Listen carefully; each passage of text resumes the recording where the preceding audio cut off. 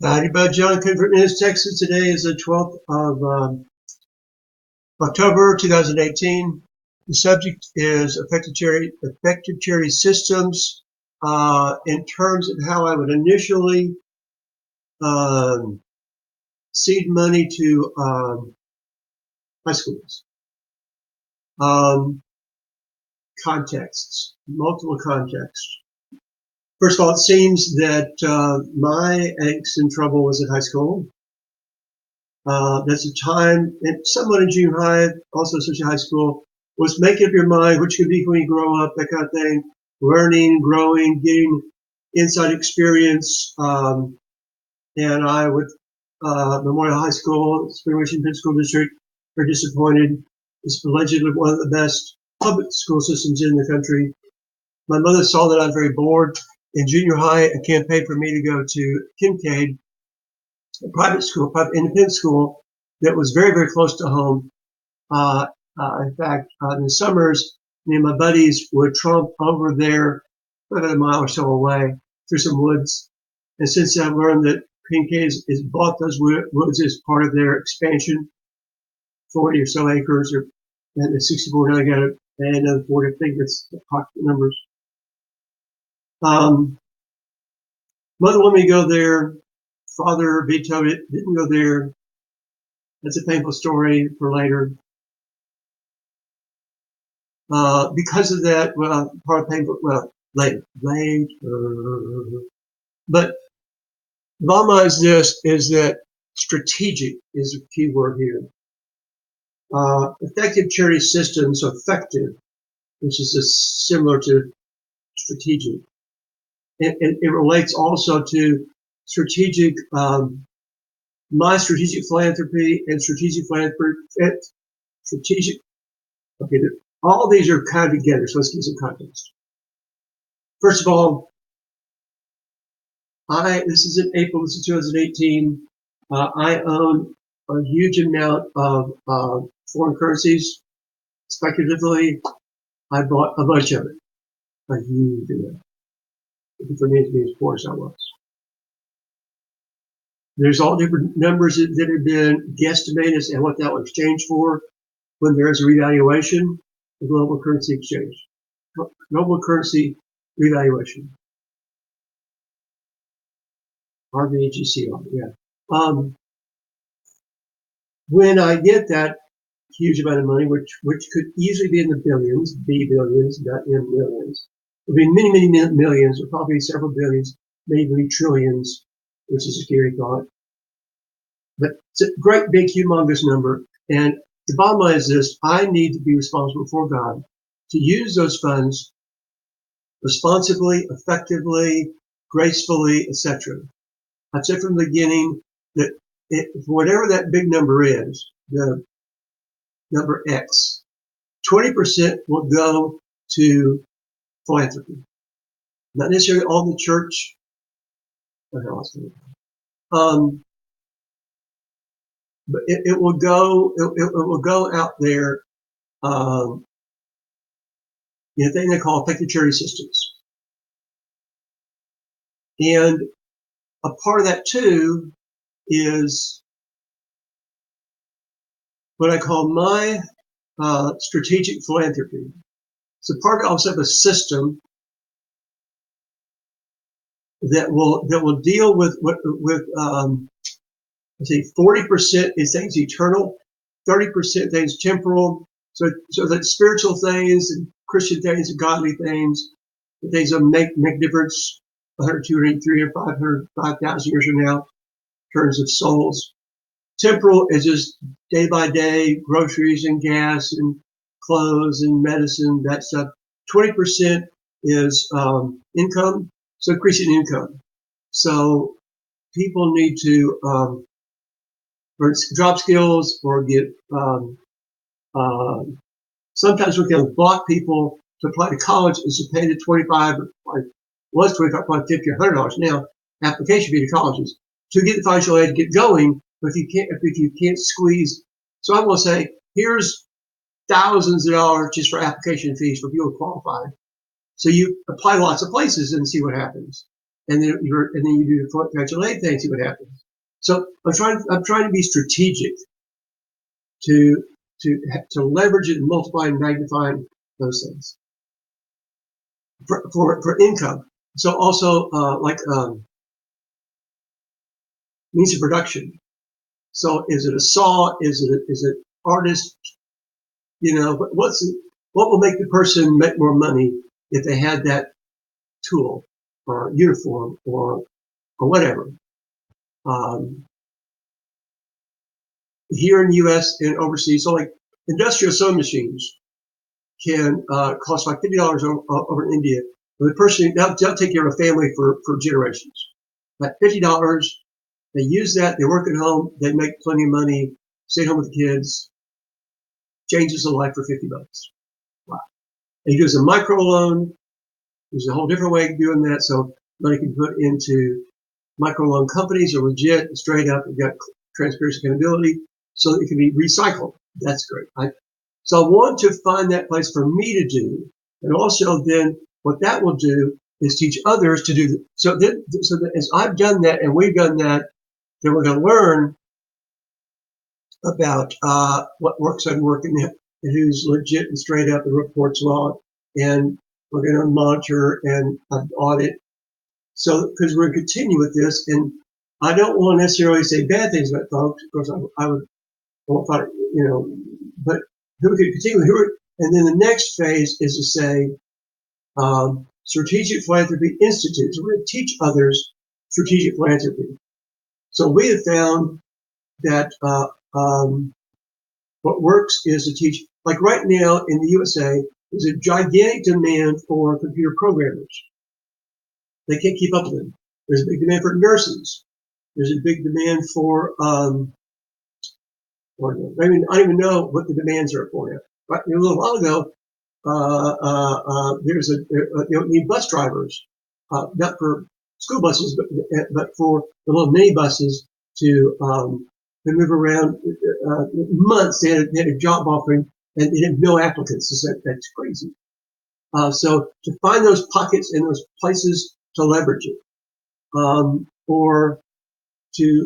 so we will find those things, and then we're going to offer that. So it's not just we are the money bags and we are the ones that do all the write the checks and send the rice and beans and or whatever, the Bibles. So we show others how they can adapt in their little world.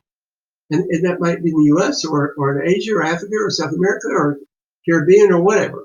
So they can learn the principles so that their money can be used in a leveraged, strategic way. Context. I love to give, I need to give, I want to give, we're going to give.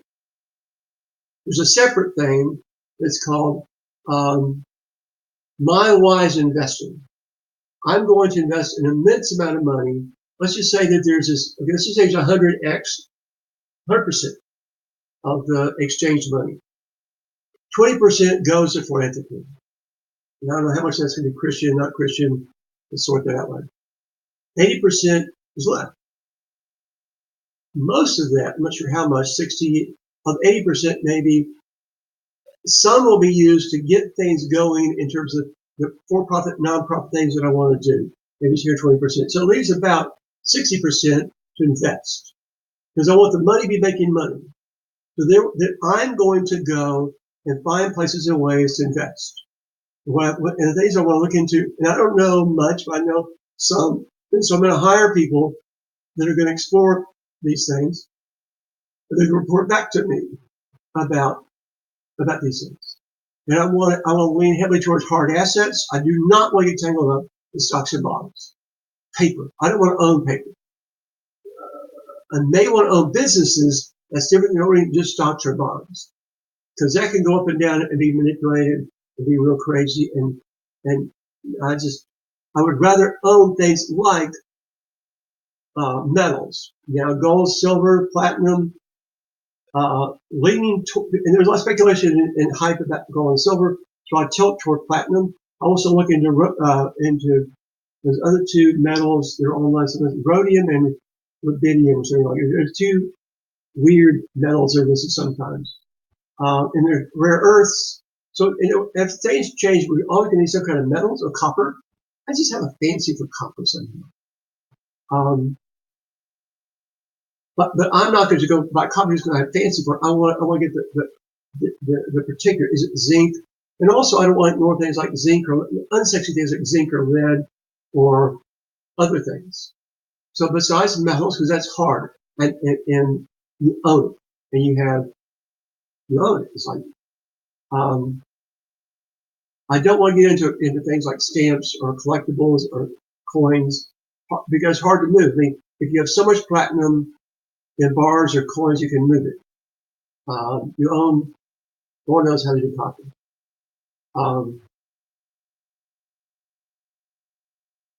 Besides that, timber. I saw an article one time about the brilliance of owning timber. You don't own wood. You own property that grows trees for purposes.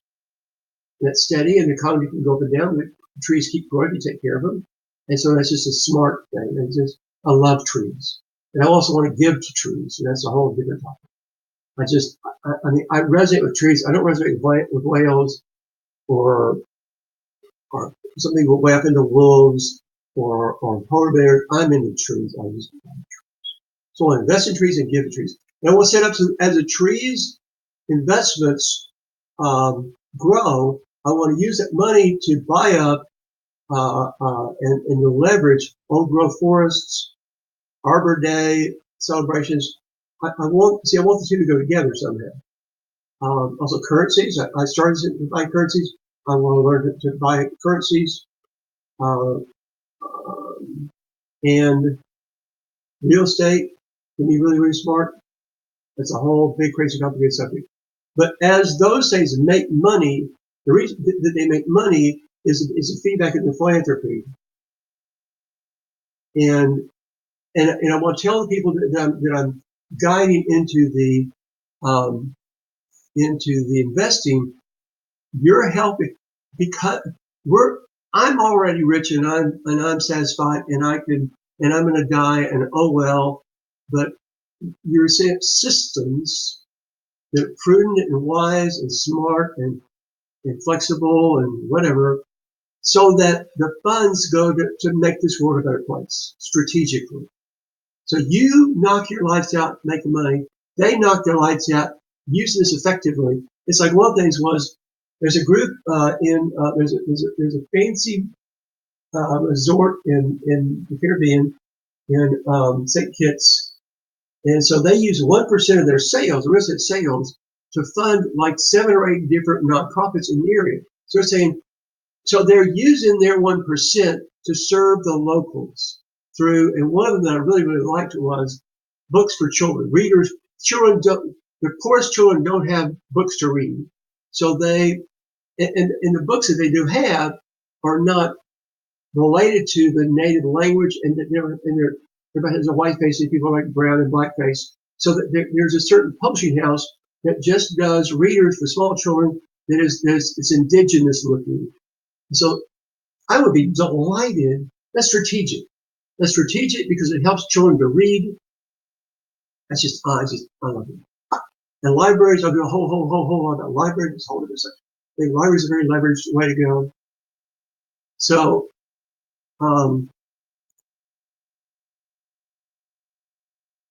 that's the context. Now, I think we mentioned Kincaid, maybe did already.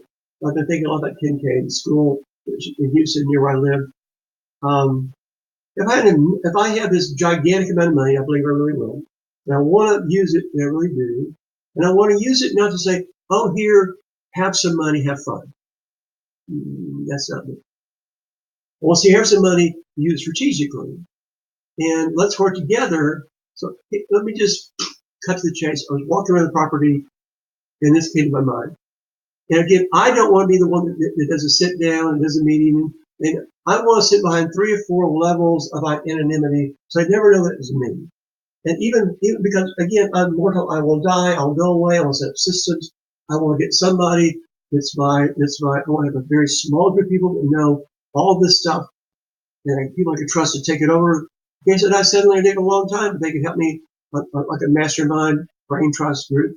But they would work with somebody, and the other person way up in the front lines, and they don't know how many layers back, and that's not important because I don't want to have somebody, coming and knocking on my door, or emailing me, or meeting me, or inviting me out to some ball or gala, or season tickets to the opera. I'm not that guy. If we go to opera, I would buy it myself. I don't want to go up there and be schmooze and give more to X or Y or Z.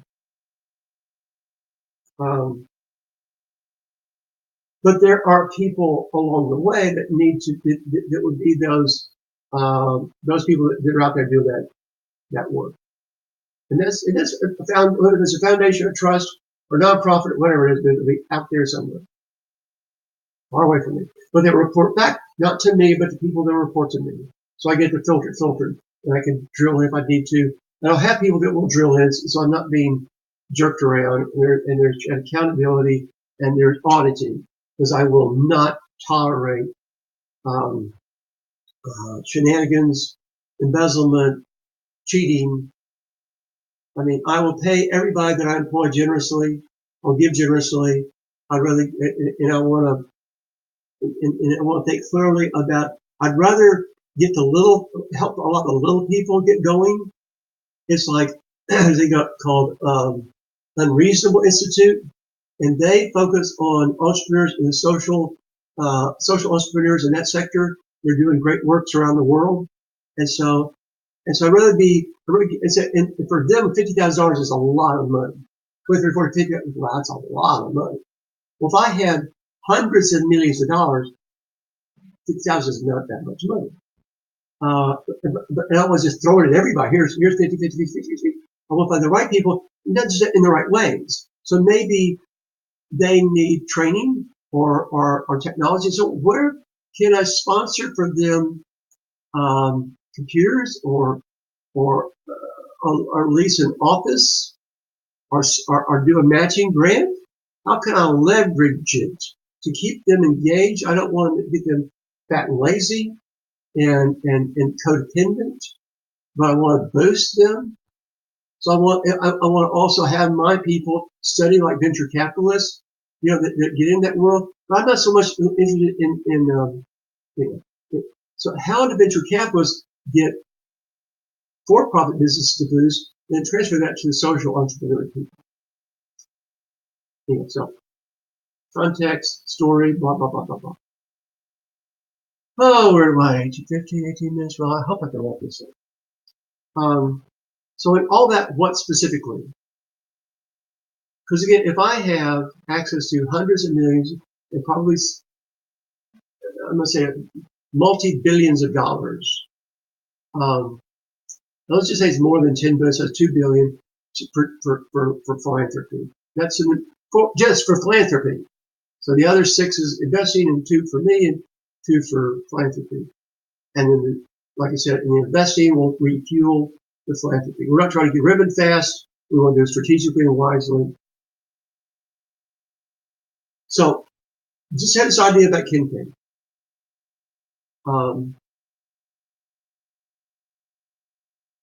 So I want to say, I'm just going to say what I believe God showed me. What was it say? It's my front end people say, I want you to go. First of all, I want you to do due diligence. I want to know of this part, I want you to check their books, their records, their comments, their complaints, their lawsuits, all of that. Make sure that they're on the up and up, that they're not doing dirty, nasty things, and and they're credible and good. If not them, and maybe they're not good and worthy and honorable. I'm not committed to them. They're not alma matering for me. There's also a brilliant group that came across years ago. There's a Montessori high school. And I put the link into the New Zealand group that's Ethos Consultancy in New Zealand. I can't find a link, but there's one Montessori high school about to go under. This guy said, would ask his students, how do you want to do school? And they told him, and he configured it so they would enjoy it. They enjoyed it. It took off with gangbusters. He told all kinds of other people. And so I want those. So this would also apply to Montessori high schools. I just know the Kincaid because I had this, let's say, chopping relationship with it. But I would say, and this is just a first draft template, I would sit in the front end person to say, to go meet with whoever's head of the foundation or the board or the president's council and say, hi, I'm so-and-so with such and such nonprofit, trust fund, foundation, shell company. You'll never know John's name. Good luck. And here's the deal, Lucille. I have right here a cashier's check of $100,000. This is yours today. You can deposit. I want you to know I'm for real. I'm not thanking you. And that's a number that off the top of my head. Maybe that's a lot or a little in their world. I think in every school it would be whatever would be considered a big amount. We might do the same thing. The Theological Seminary might do this at Tyndale. Might do this at other Christian universities and colleges and seminaries. But basically, say here is, let's just say $100,000, yours. Boom. You see, now have I got your attention? Yes. Now here's the deal, Lucille. The benefactor, Mr. B or Ms. B or Sir B or whatever, benefactor, I don't even want to reveal my gender, for God's sakes. He invests so much money and wants to serve education. And see, this is strategic. This is strategic to serve people in your institute. Okay? Wow. And you have a great reputation. We don't do due diligence, and you're not perfect, but you also are not doing bad things. And we believe we can trust you. So then, I'll get into the juice. Got their attention, and they're saying, I show you here this legal document. This, we have $1 million or some number that's like that. Because after the revaluation, the numbers might go squirrely. I still think that whether I have millions or billions or trillions of dollars, I would still have a huge amount more than the average philanthropist. Huge amount more. So I'm just using the $1 million because that would be a number in this year that would be a big number. It's not a gigantic, crazy number. But again, the numbers will go crazy after the global economic reset. So here's $1 million. Here's the escrow account. Look at the document. It says here in the document, this money will be awarded to you when you have come into agreement with benefactor that we have negotiated 3 to 7 ways, not dozens and not one, minimum 3, maximum 7 ways, that this $1 million can be used strategically within your world. And we're looking for a results within 3 to 5 years. Doesn't mean it has to be all used up, but in other words, is it a building? And there will be a list, a long possible list of options. And like you want a computers center, a technical thing. Within technical, there's sub possibilities. You want in service and teacher training. Do you want exchange student enhancement? Do you want safety security?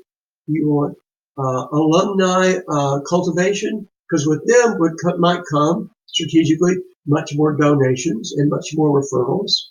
That's a good one. Would it be library? I'm really hot for libraries. And within library, what the library director, how might he or she want to use a number? You pick the number, $50,000, $100,000, $200,000, $300,000 in the next, and this money is released to you when we come to agreement. It's released. I mean, as soon as as we have come into alignment with those 3 to 5 things, and it's just 3 to 5 pieces, but you can give 4/5 of it to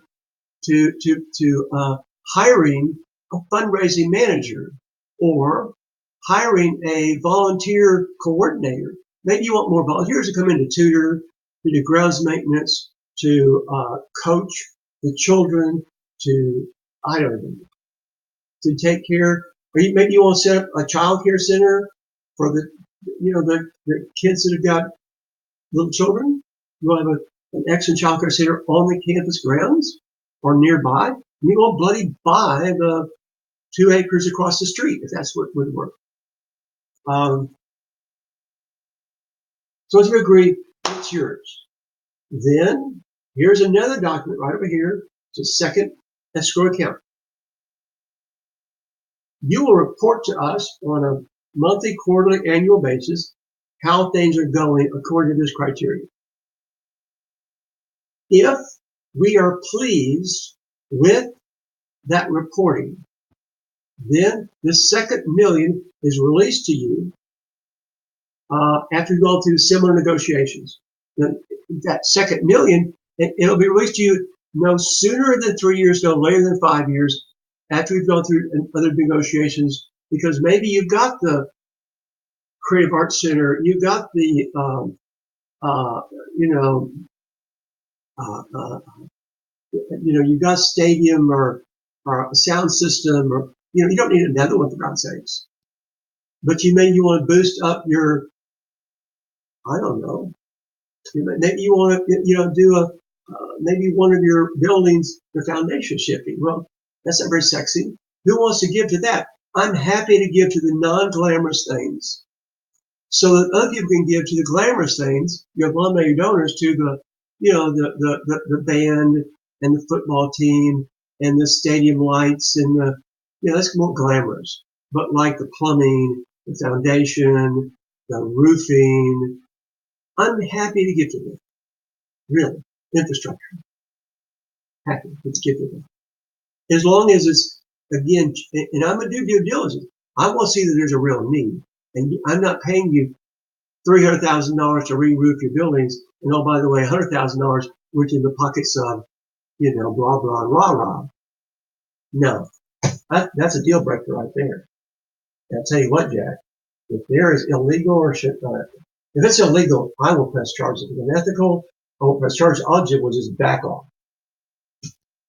So, and I'm saying, okay, so that's the deal. We've got that level. That's good. 1 second. I'm saying that as you talking to this group of leaders within the, and Ken K is just the one that's on my heart, and we could do this at several places with different numbers, different charter schools or Montessori or church schools would have different budgets, but I want to bring each of these into this kind of a system. And I will say, because we're building toward Strategic Philanthropy Institute. So what I'm doing also, I'm going to tell them, we're building toward this. So probably they'll learn my name eventually. They're paying a little bit of attention. Anyway. Just need to have layers and layers of gatekeepers so I'm not getting in trouble. Because I really treasure my solitude and privacy and quiet.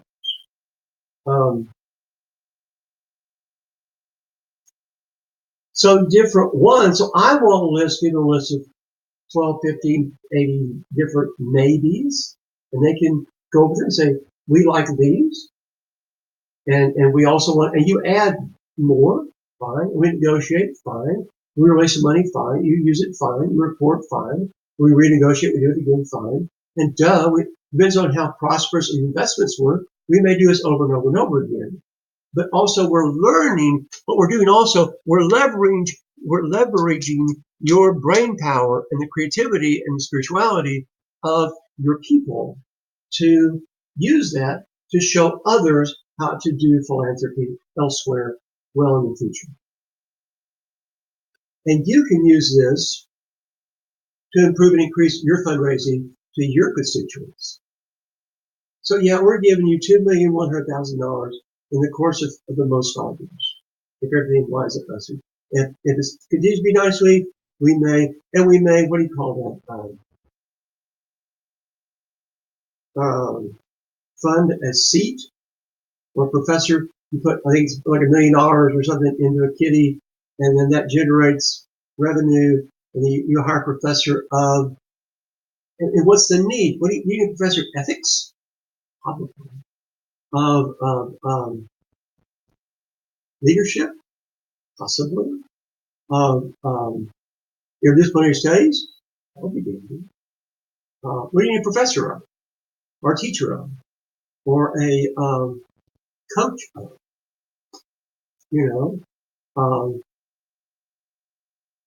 And I want to also push the envelope, how can we do this holistically in terms of, let's not forget music, playing musical instruments, and the arts, and crafts, and vocational guidance, and community service. I want them to be able to think outside the box with us. But then if we don't agree to fund certain items on the list, they can use those items we didn't fund to go appeal to their donor base that year or many years to come. Or we can work with them to go find eventually our philanthropists and have them designate a donation. I want designated donations towards projects. I think that will be best. So maybe we didn't fund the performing arts hall or the water fountain. They need to have every school needs to have some kind of a centerpiece architectural something, and probably a waterworks. That's pretty typical, and that's fine. But maybe we don't want to fund that. Maybe somebody else does. So that was on the list, and then we let our philanthropists know we have these options. Our teacher training, or foreign exchange, and there must be bazillions of more things, and so we're serving as catalysts. We're giving and letting go, no strings. Here's $100,000. You can throw it away, you can give it away, you can burn it, you can party with it. Don't care. That's yours. Got your attention.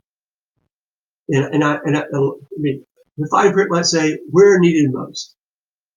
Pay off your debts or something. That's what's up. Increase your endowment or blah blah blah. There's scholarships or blah. It's yours. No negotiation. Got your attention. And that $100,000 at Kincaid, it'd be $10,000 or $5,000 at some other small Christian church. See what I mean? That's just value.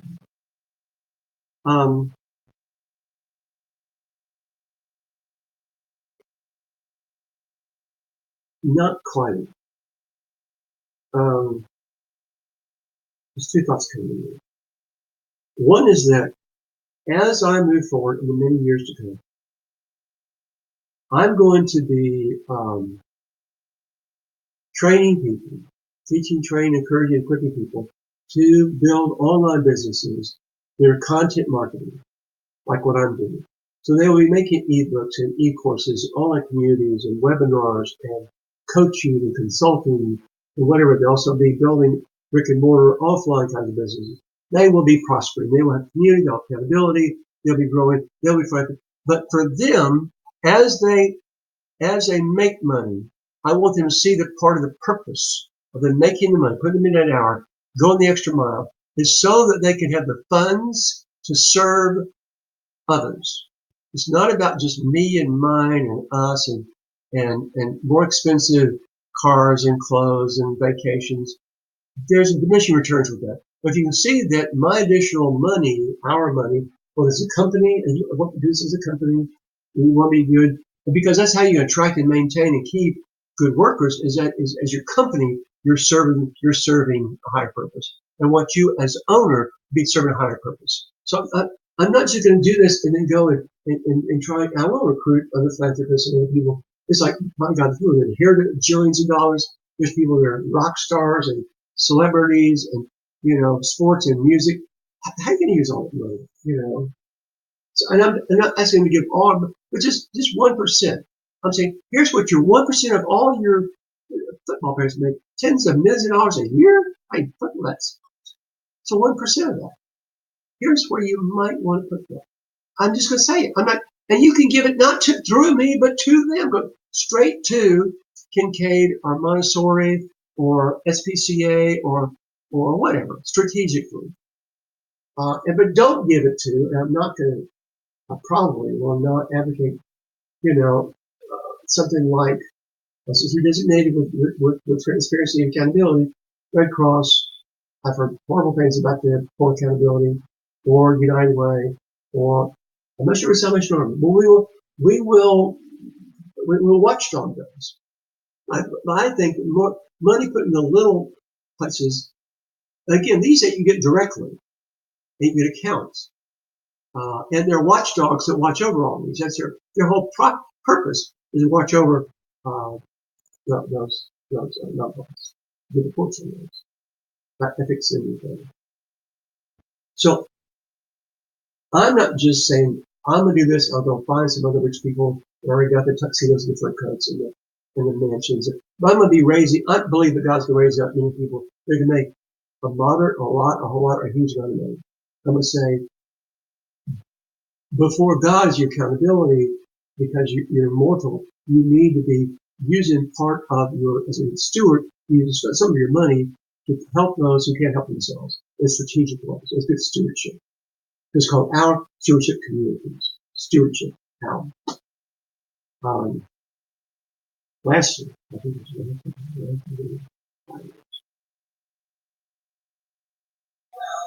in James, I think it says, I know it's in the Bible, it's in James.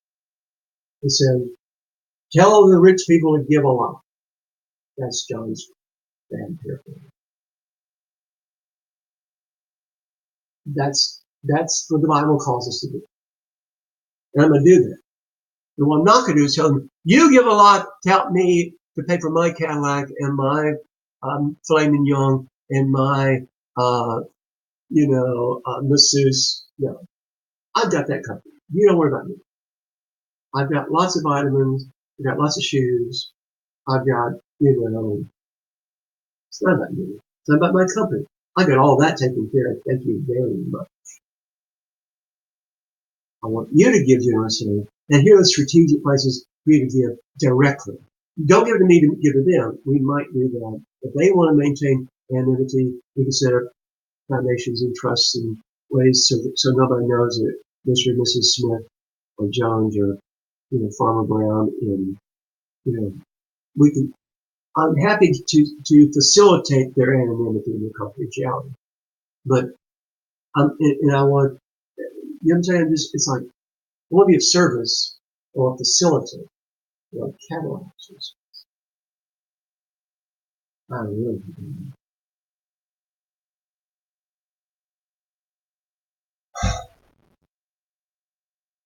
That's a lot to say, a lot to cover again. And I could go hours and hours with that. And in order for that to happen, it's absolutely necessary that I work with many, many more people, and that I have much more community, and I have the favor of God and my health and my strength, and that but this is the first time that I've articulated it. So in my heart, in my mind, in my files, this is articulated. And so now and always, I ask for prayer, much prayer, your best prayers, fervent prayers, earnest prayers, because I can't do it.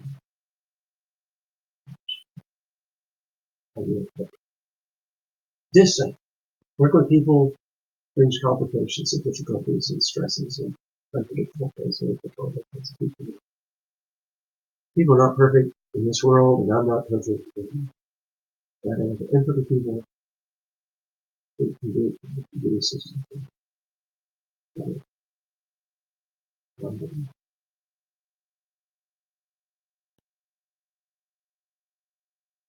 And then, I'm done. That's it. Put a pin in it. I'm done. Trouble.